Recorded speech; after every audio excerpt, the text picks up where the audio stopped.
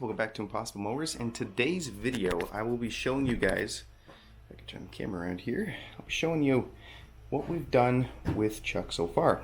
And I'll also be showing you guys what we're going to be doing over the weekend off camera, and I'll explain why.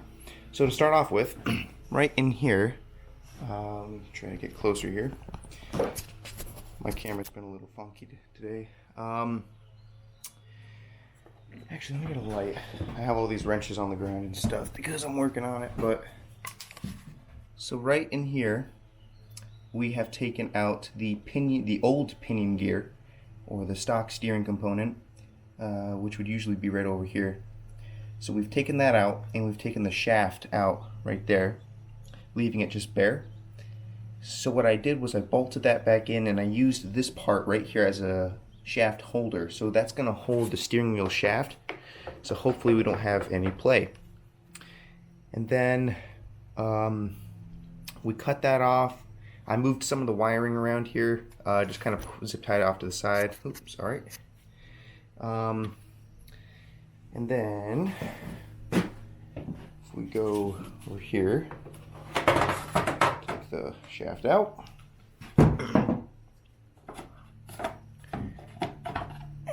This is just kind of like a little holder, so I know where to cut or where to weld the shaft. What I did was I cut the sides as straight as I could here on the original shaft, and what I did was made it so it fits this. If you go on the other side here, I don't know if you can see it. Right in there.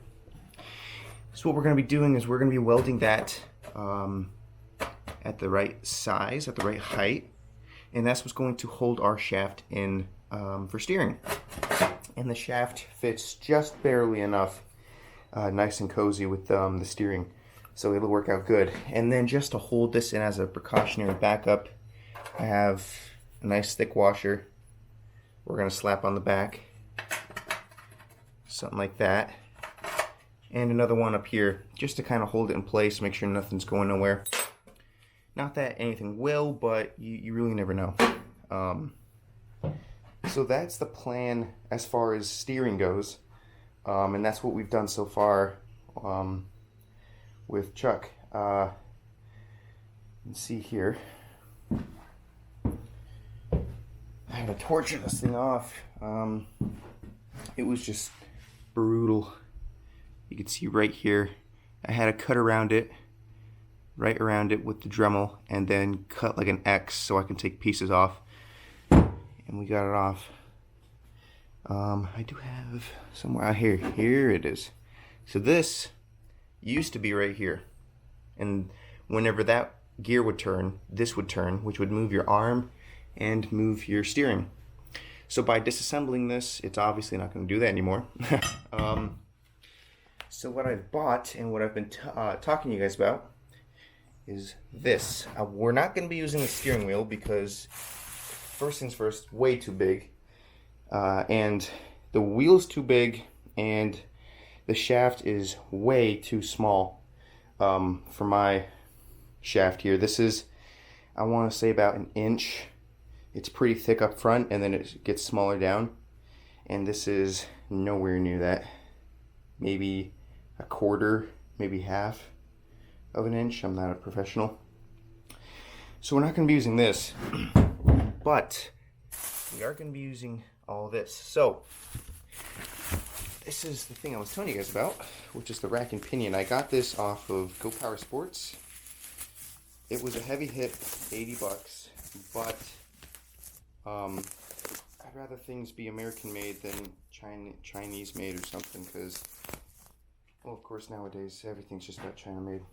But I've been with Go Power Sports for a long time, and whenever I buy stuff like these, I've bought 2 of these in the past for our go-karts, like 4 years ago, and they're still going strong. I mean, I don't know what to say, but these are just really good. Highly recommend them. They sell this style and a box mount style, and I was gonna get the box mount, but I wanted to get this because it was the only one that offered the small rack and pinion with a long shaft. They usually sell them with a small rack and pinion and a small shaft, but I got a deal for a large shaft. I'll show you here. Long shaft. This is 14 inches from top to bottom, and the idea is with the steering wheel inside the column, this is going to go right onto the steering wheel, and then it's going to have kind of like a, I'll show you here, kind of like a bend like that, and then it's going to go underneath the frame, and then this part is going to hook onto the rack and pinion. Now, one thing I want you guys to know is if you're going to be doing what I'm doing, if you're going to be doing any of this at all, measure, measure, measure. This is, like I'll try to say it like this. If you don't know already, Chuck is a 1998 LT1000, a Craftsman LT1000, a Sears product. So what I'm doing here is to the scale of an LT1000. Now, if you were to do this on a 89 LT1000, it would be different because your steering column and your axle shaft would be flatter. So this is kind of angled, and the axle is kind of humpy. I'll show you what I mean. In the garage, it's kind of humpy, whereas in the 80s, they were mainly just straight axle shafts. Kind of like, I can actually show you right out here.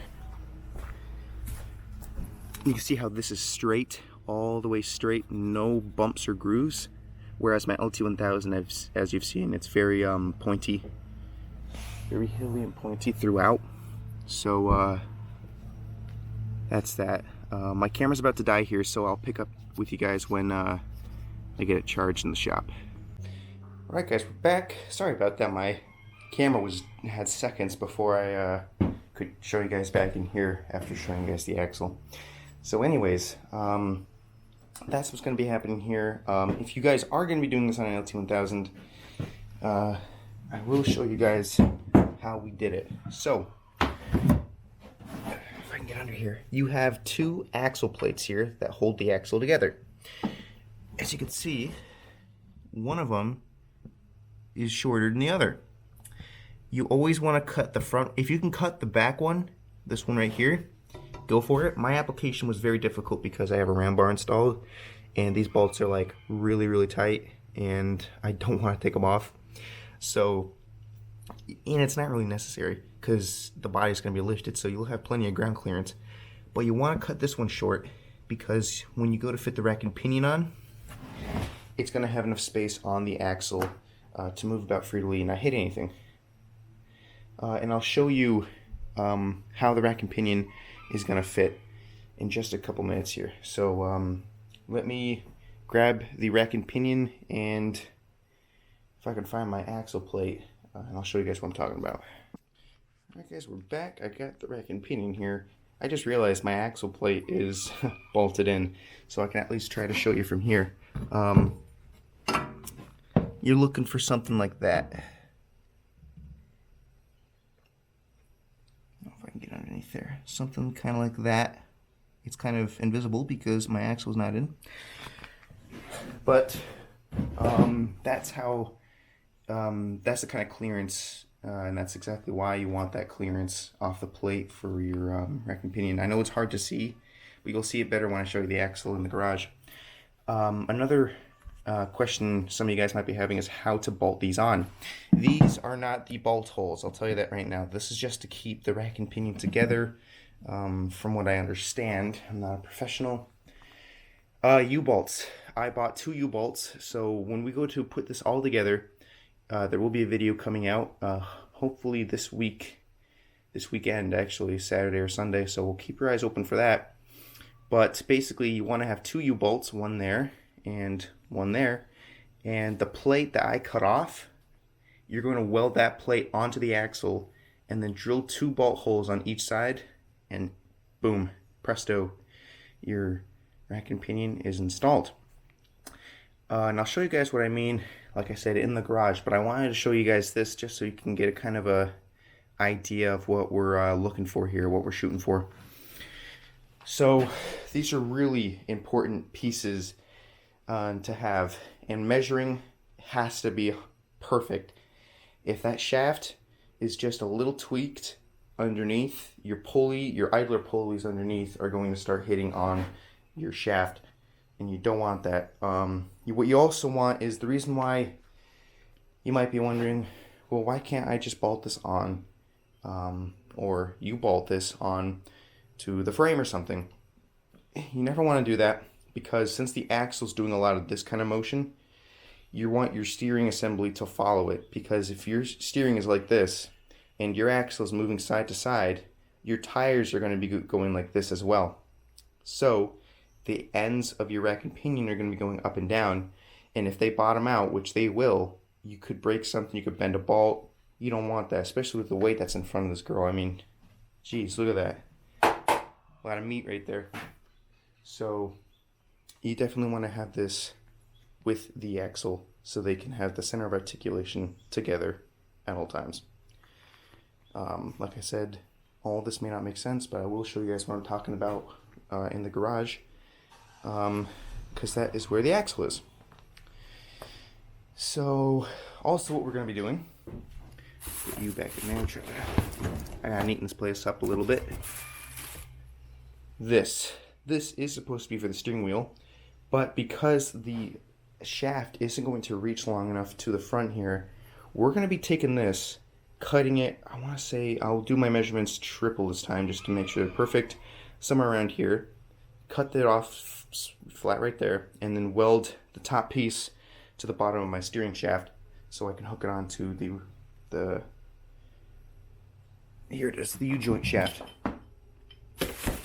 You want to have it perfect, because if it's too far forward, your shaft might be too crunched, too tight. And if it's too far backwards, it won't reach. It won't have the distance to grab and reach. So it's very, very important you get the right measurements the first time. Because if I were to cut this too short and it didn't reach, I can't do anything about that. I mean, I could re-weld it, cut it again, but now it's weaker because I've cut it, I've welded it, I'm cutting it again. So measurement is definitely a big piece to the puzzle here. So always measure. Like I said, everything you're going to see here is going to be videotaped and put on YouTube. Look out for the shorts, YouTube shorts. I've been posting a little bit of grinding videos of us grinding the actual shaft right there. So just keep your eyes out for that. We will be doing 2 videos, if not one, whole video of just us, me and my brothers, or just me, installing the lift kit and getting it done. And hopefully the day we install it is the day we can put some gas in it and give it a rip. That's the idea. So that's pretty much it. I just wanted to have you guys have an eye on that stuff. I will take you in the garage in just a second. But that's pretty much today's video. Just an update on what Chuck is like right now. And then also another update is we got this that came in the mail.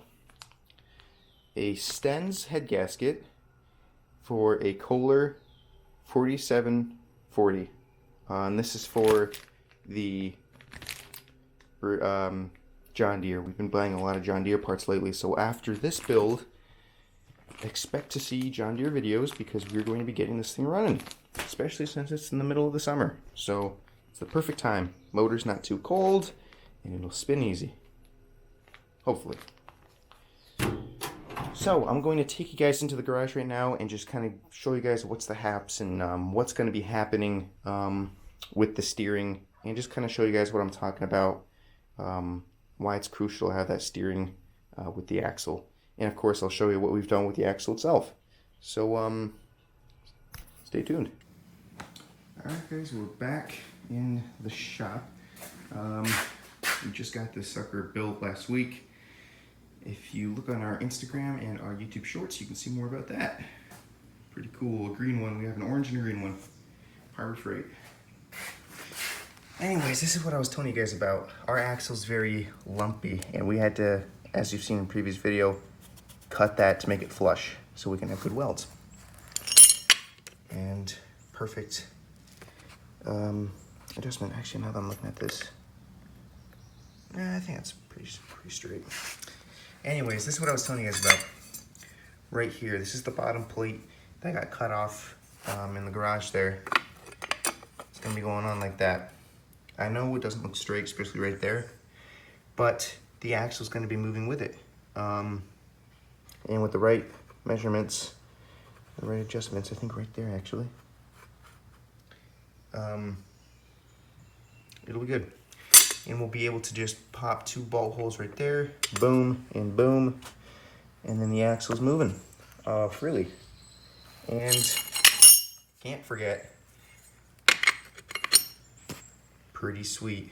I mean, that's pretty awesome. This is what it's gonna look like when it's fully done. So that guy's gonna fall short, I think.